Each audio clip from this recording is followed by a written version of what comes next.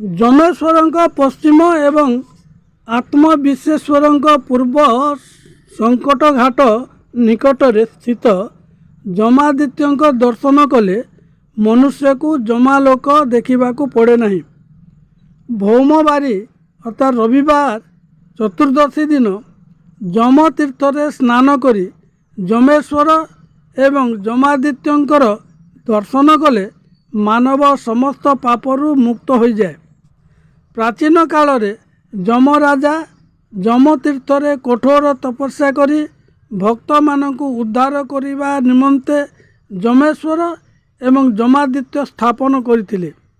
जमराजा द्वारा स्थापित यही जमेश्वर एवं जमादित्य को प्रणाम करिबा लोक एवं जमतीर्थरे स्नान करिबा लोक नारकीय जंत्रणा भोगंती नहीं।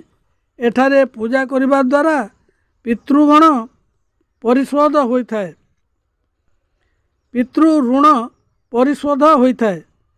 यही 12 आदित्य पाप विनाशक अटंती। यही 12 आदित्य पूजा एवं दर्शन द्वारा जम जातना रहे नहीं। एतद् व्यतीत काशी रे गुहाकारक आदि आउ अनेक आदित्य मध्य अछंती।